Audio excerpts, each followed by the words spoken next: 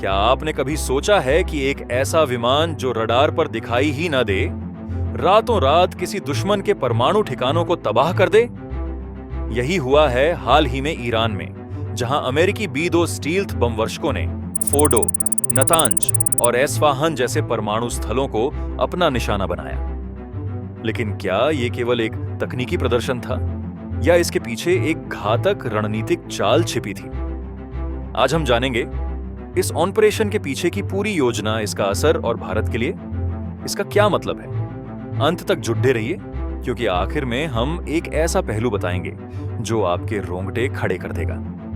America और Iran के बीच तनाव कोई नई बात नहीं है, लेकिन जून 2024 से शुरू हुई इजरायली हवाई हमलों की श्रृंखला के बाद यह विवाद और भड़क गया। अमेरिका को खुफिया जानकारी मिली थी कि ईरान फोर्डो के अंदर हथियार ग्रेड यूरेनियम पर काम कर रहा है और वह कुछ ही हफ्तों में 9 परमाणु बमों लायक यूरेनियम तैयार कर सकता है। फोर्डाओ, जो एक पहाड़ी के नीचे लगभग 300 फीट गहराई में स्थित है, तकनीकी रूप से दुनिया की सबसे सुरक्षित परमाणु स्थलों में से एक माना जाता है। इसे नष्ट करना किसी भी सैन्य ऑपरेशन के लिए एक सपने जैसा था। यह सपना B-2 स्प्लिट स्टील्थ बमवर्षक ने साकार कर दिखाया।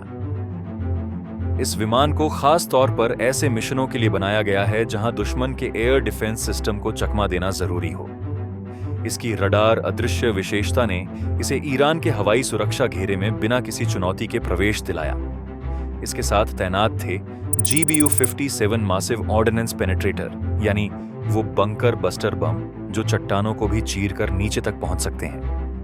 पहली बार इन बमों का प्रयोग फोर्डो जैसे गहराई वाले लक्ष्य पर किया गया, लेकिन ये ऑपरेशन केवल तकनीकी ताकत का नहीं, रणनीतिक धोखे का भी खेल था।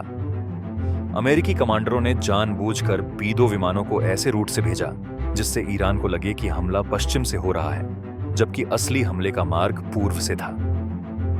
इस चकमा रणनीति से ईरानी रडार और सुरक्षा बल गच्चा खा गए, और जब तक उन्हें असली हमले का आभास हुआ तब तक ठिकाने राख हो चुके थे।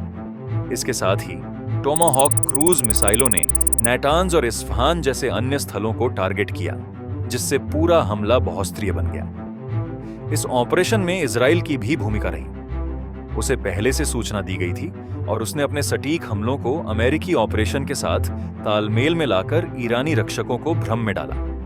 अमेरिका ने इसे वैश्विक सुरक्षा का संयुक्त प्रयास बताया, जबकि ईरान ने इसे युद्ध की सीधी घोषणा कहा है। इस कार्रवाई पर संयुक्त राष्ट्र महासचिव से लेकर यूरोपियन यूनियन तक ने चिंता जताई है, लेकिन अमेरिका अपनी स्थिति पर अडिग है। अमेरिकी राष्ट्रपति ने इसे स्पेक्टेकुलर मिलिट्री सक्सेस कहा है, वहीं ईरान के विदेश मंत्री ने इसे खुले तौर पर अंतर्राष्ट्रीय कानून का उल्लंघन करार दिया है और इसके गंभीर परिणामों की चेतावनी दी है।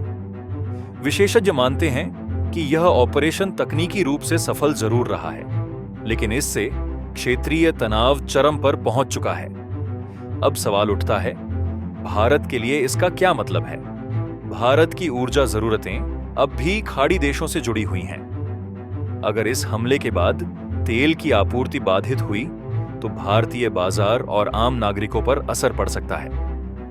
यह केवल सैन्य कार्रवाई नहीं, बल्कि यह उस भय का चेहरा है जो किसी भी देश के वैज्ञानिक, नागरिक और सैनिक वर्षों से महसूस कर रहे हैं। तो दोस्तों, क्या यह कार्रवाई वाकई आतंक को रोकने के लिए थी, या यह एक नई जंग की शुरुआत है? क्या ईरान इसका जवाब देगा, या यह एक बार का स्ट्राइक साबित होगी? आपकी क्या राय है? कमेंट करें और सब्सक्राइब करें, क्योंकि अगली बार हम बात करेंगे उन हथियारों की जो भारत को अगला निर्णायक राष्ट्र बना सकते हैं।